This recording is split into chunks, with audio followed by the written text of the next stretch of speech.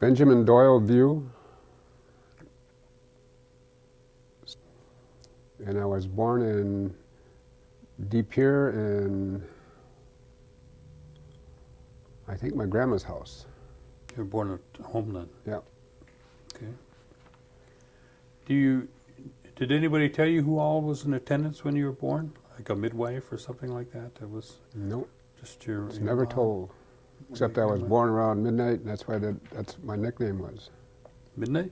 Yeah. Is that right? Yeah, when I was in Green Bay, they used to call me, they didn't call me Midnight, they called me Minnie Oh. for a long time. Now, tell me the names of your parents, your mother's maiden name, and your brothers and sisters. Well, my parents, my dad's name was Orlando. My mother was Violet. My brothers and sisters, Orlando and Geraldine. And your mother's maiden name? Jordan. Okay. Now, can you remember the names of your grandparents? Yeah, my grandfather was Ben Jordan. Oh, I can't give you the name of my grandmother. It's there, but it's not coming out. Mm-hmm. That's on your mother's side. On my mother's side, yeah. What about your father's side? I never saw my real grandfather. We had a step-grandfather, and that was William Lynch. And my grandmother's name was Catherine. And that's all I know. Were they from a different location, or? No, from what I understood, they lived out here. They live, you know, that old Peterson, I think it's a Peterson farm over there on E. It's a huge place now. It's, oh, I can't think of how, you know where Rhodey used to live? I think so, yeah. Well, the farm just this way, just back this way. Holleran used to own it years ago. And my grandparents lived across the street. And my father owned all of that land that was on that side of the street. And then now that the farmer, the guy on that side of the street bought that farm from Holleran, and he got, I mean, really huge in there. His place must be worth millions of dollars. Yeah, it's big. Okay, tell me a little something about your grandparents on your mother's side then. Did you know them? Not really. I knew them as my grandparents. That was about it. When we were little kids, you didn't join in with the adults. You stayed outside, or when it was time to eat, you found someplace else to eat and you stood up, or otherwise you went outside if it wasn't too cold or something like that. We never got to join in any of the conversations or anything like that. But as far as I know, my grandfather was a pretty good guy. And my grandmother, from what I know of her, before she got sick, she was all right too. Now, what kind of work did your grandfather do? Grandfather was a farmer. And where was that located? On E, just past that Peterson's farm there.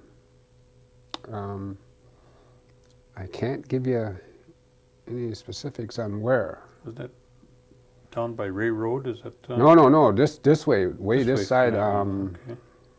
Do you remember Hintz? Yeah.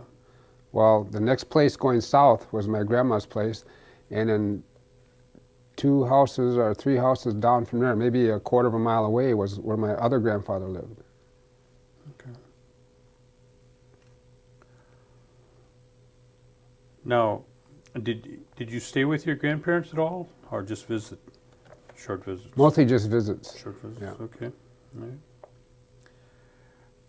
And where were you living once, you were born in De Pere at home, but where did you reside from the time that you can remember? Well, I can remember when we lived out on Oneida. We lived on E. We lived right next to Hintz. We lived between Hintz and my grandma's place, my grandma View's place, or yeah. And we lived there in a fixed-up chicken coop for a long time. And then when I was around 5 years old, we moved to Green Bay. Yeah, I remember times when we were going across the street, or not across the street, but across the field and stuff like that, and used to go by my grandpa's house and watch him milk cows, and it was almost in the dark. You had, like, carry a lantern in the barn and stuff like that. It's kind of crazy out there then. Now I wouldn't want to be back there then. Well, then nobody had any running water or electricity? No, we hauled all that stuff. Hauled it in a milk can with a wheelbarrow. Yeah, it was fun times then. Well, your dad then, what kind of work did he do? My dad was a machinist. He worked for Northwest Engineering. Oh. Yeah.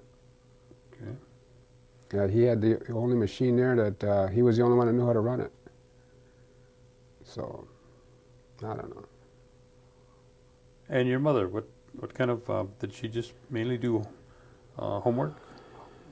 Yeah, she was mainly in the house, and once in a while she would go out and work for other people in their homes.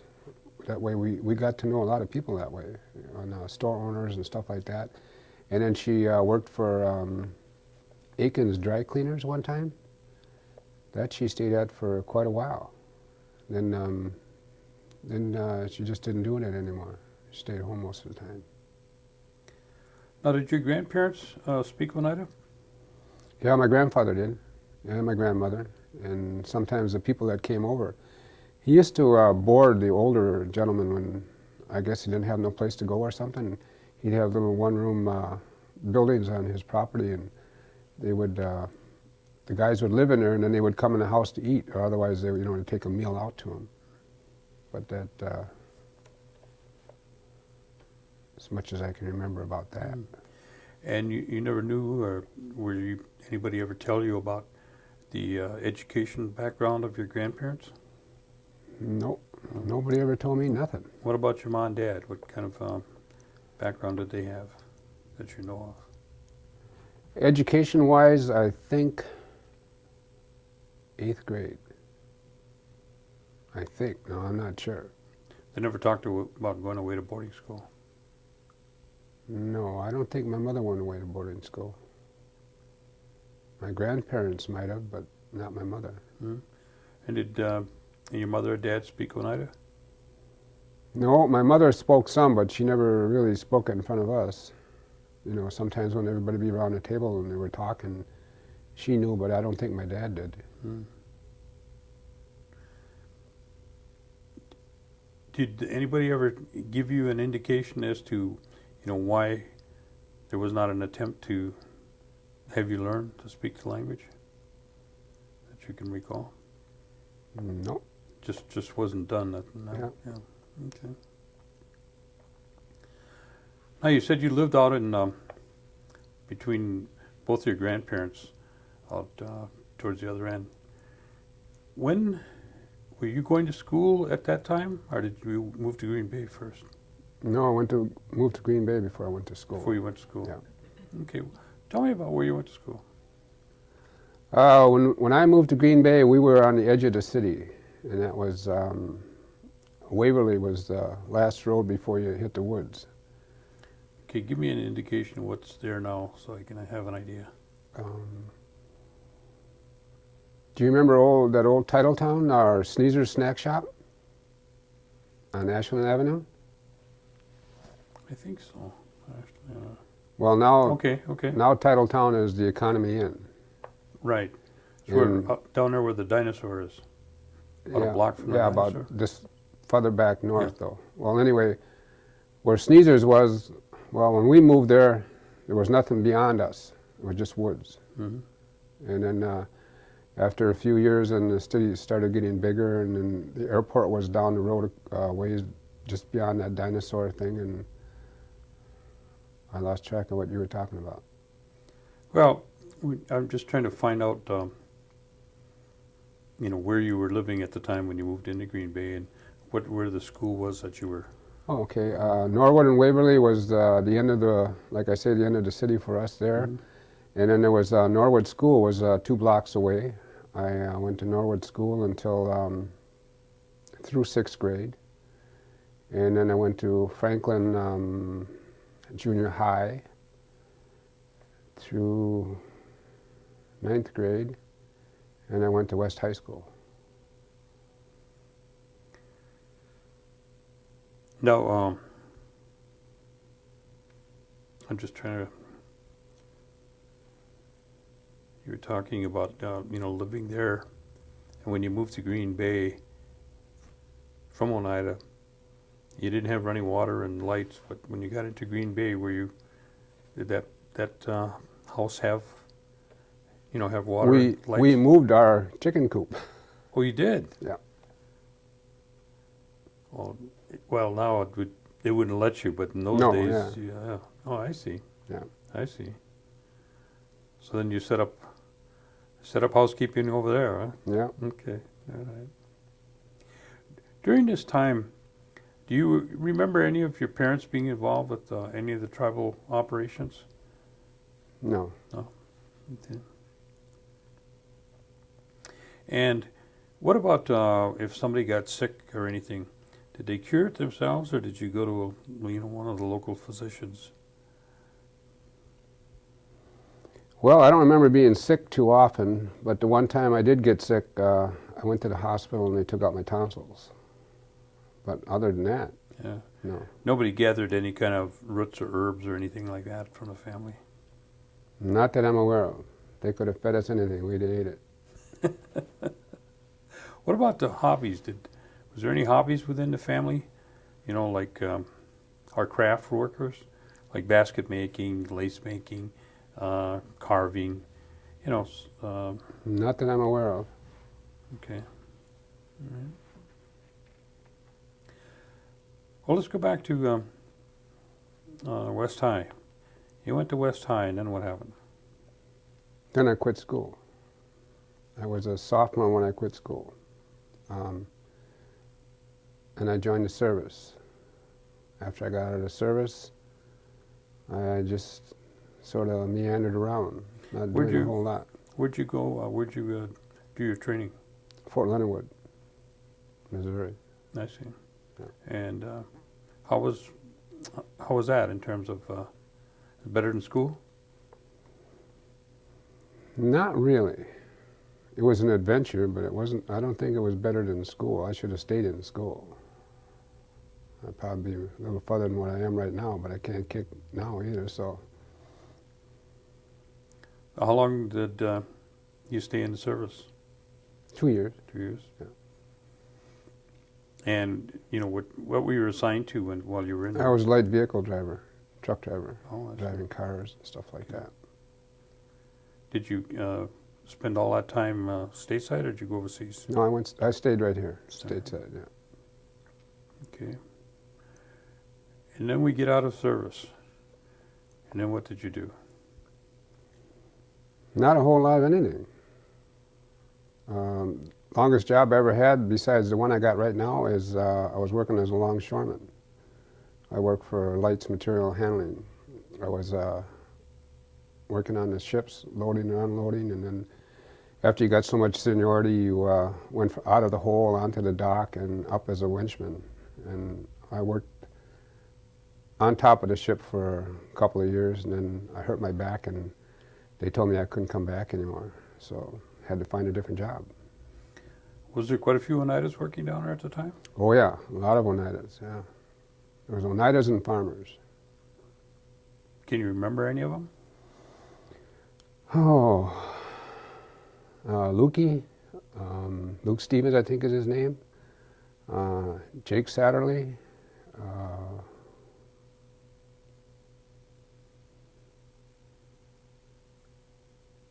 Thomas. Van Roy? Yeah, Van Roy.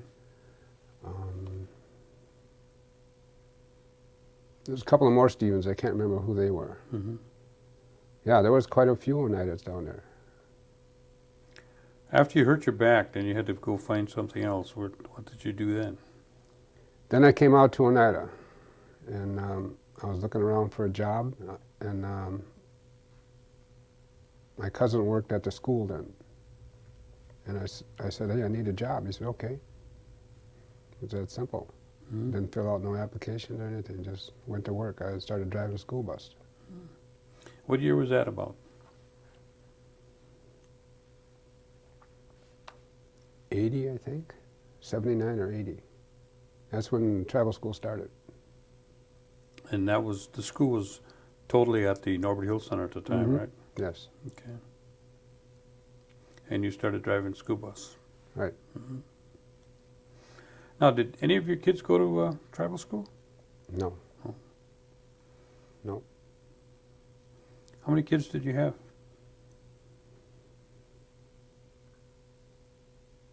5. Yeah, I think 5. Why don't you give me their names?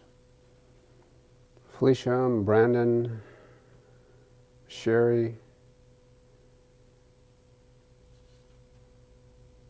and I think that one guy's name was Clayton. But I don't want to get into that part of it. So. Okay. During this time, Oh, I forgot Macon. Oh. I keep thinking of her as your granddaughter. Yeah. Yeah. Okay. During these time frames when we're talking about here now, you've been conscious, and I know you've been, watching it for some time, and that's the tribal operations, and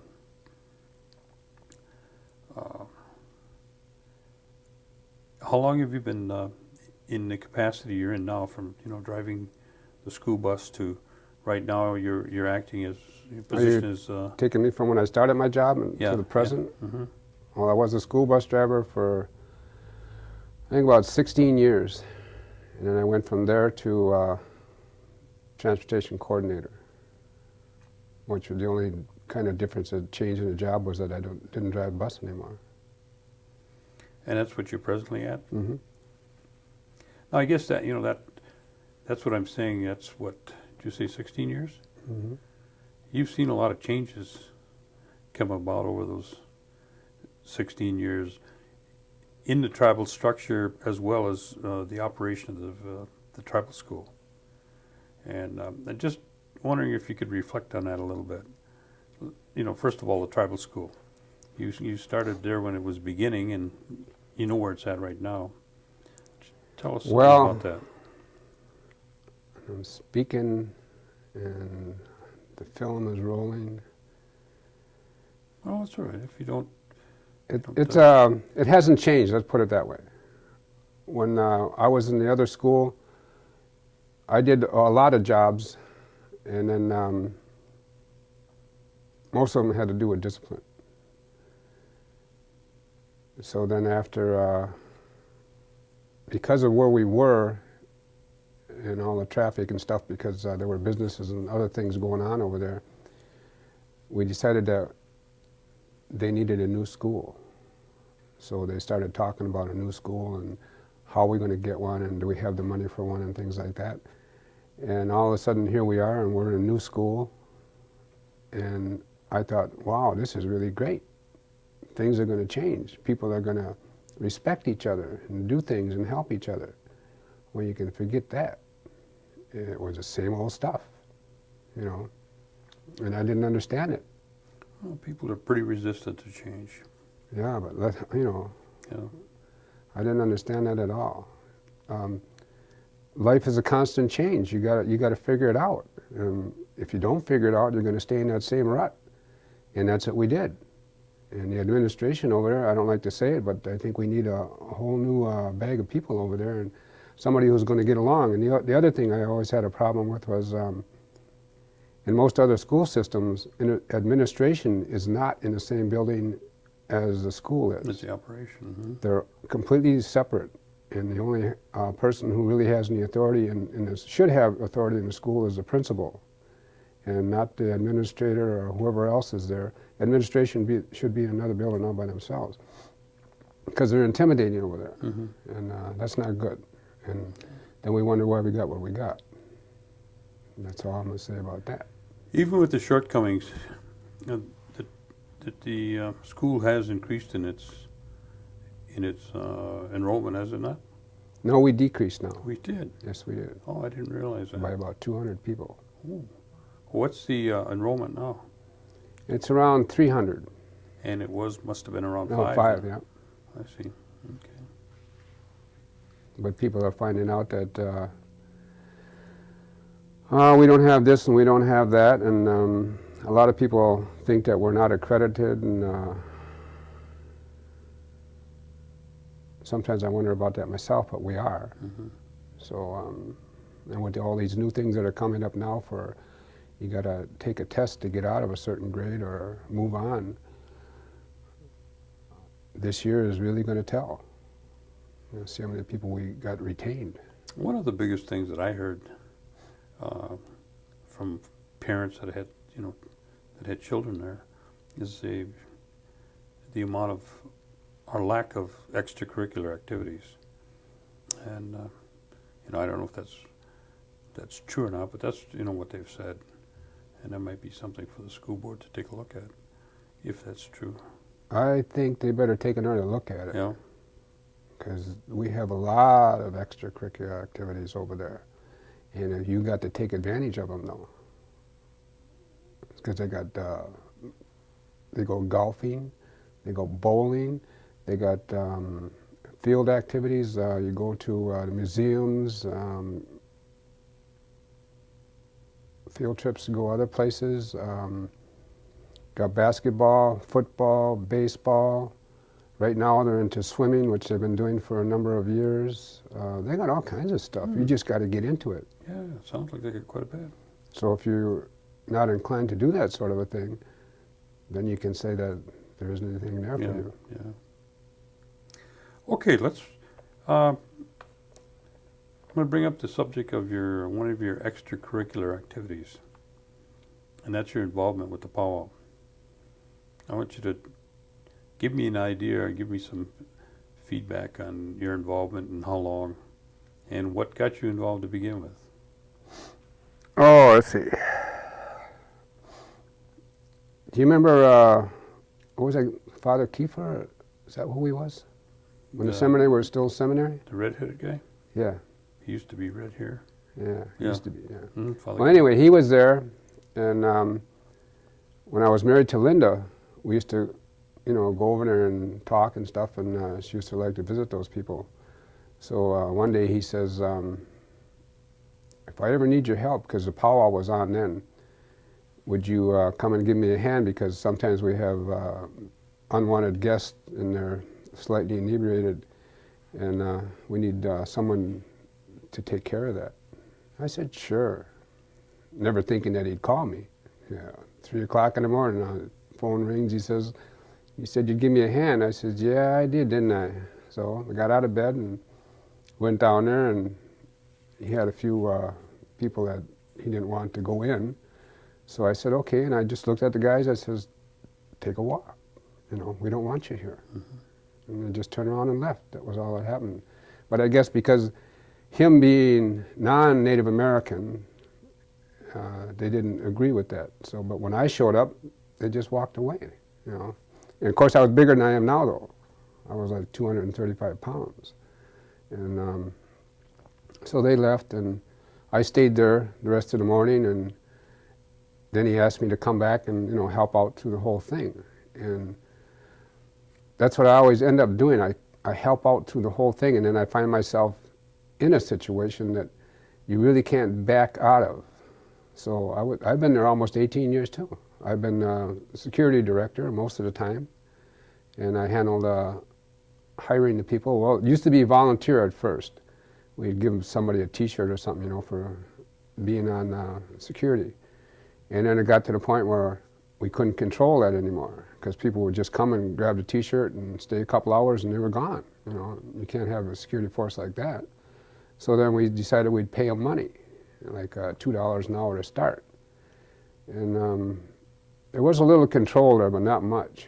So then I think it's like $6 and some cents an hour now to be on security, we work a 12-hour shift. There's 2 shifts. There's 12 people on each shift, and I'm the, I don't like to say leader, but I'm the guy who runs the show. And there were times when it first started where a lot of alcohol and things were coming in, and we used to search cars. I mean, we searched them. We took them all apart, made everybody get out, looked in all little cracks and nooks, and opened the trunk and looked in everything. And if you had alcohol, we took it. And we said, either you leave with it or we'll dump it out for you. So we just dump it out right in front of them, you know. And some people look like they were ready to cry, but, you know, other than that, I got a fly on my head, don't I? I don't know. But anyway. Yeah, you do. So we did all of that sort of stuff, and we took firearms and firecrackers and everything, you know, that wasn't allowed down the hill. And then one day they told me that There he's gone now. I was being too hard and that I should soften up. I says, okay, you're telling me that you don't want no alcohol, you don't want no fireworks, you don't want no firearms, and you don't want no drunks. Or people that have been on, what do you want to call it, smoking pot and pills and stuff. And then you want me to slack off. I said, okay, I'll do it. But when you have problems down there, don't come crying to me, because I was taking care of the situation. You're telling these people that they can come here and feel safe, and that's what I was doing. But if you're going to cut my wings, so to speak, and tell me I can't do all the things I was doing, then I'm not going to take responsibility. So then he eased up a little bit and said, you know, go back to doing some of the things. And I said, okay. So I've been there ever since doing what I think is right. And if it isn't, well, I'll get caught later on. How large is the powwow committee itself? I've been on and off the powwow committee. Sometimes I'm on it and sometimes I'm not. But you're consistently with the security, though. Yeah. And this year I have a real question about that, because I don't think they're going to want me. So, but they got to tell me soon enough, because otherwise I can be in Chicago in July. Yeah. How big was the group, let's say when you started out, was it 19 years you said? 18, 19. 18? Yeah. How big was the group at that time, and how big is it now? Just what do a you couple mean? of you, well, in terms of the security situation. Oh, security. It's just you and a couple Oh, of just people. me and those priests in the beginning. That was the security. Yeah. Okay, and now you've got 12 people. Yeah, I got 24 plus 24 myself. plus, huh? So it's really grown. Yeah. Of course, so was the powwows too. Yeah. And the attendance has been. Yeah, and they're trying to think of another place to hold it. You're kidding. Yeah. And I didn't understand that either. I don't understand that, but. Tell me what would be the most remarkable event in your life? Something that you experienced that just, you know, wow. Besides your motorcycle.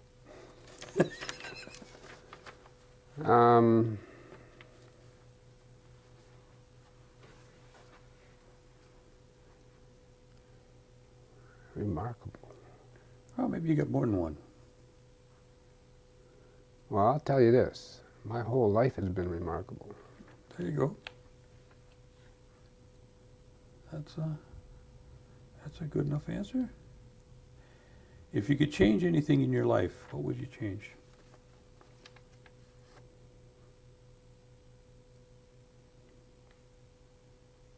Quitting school.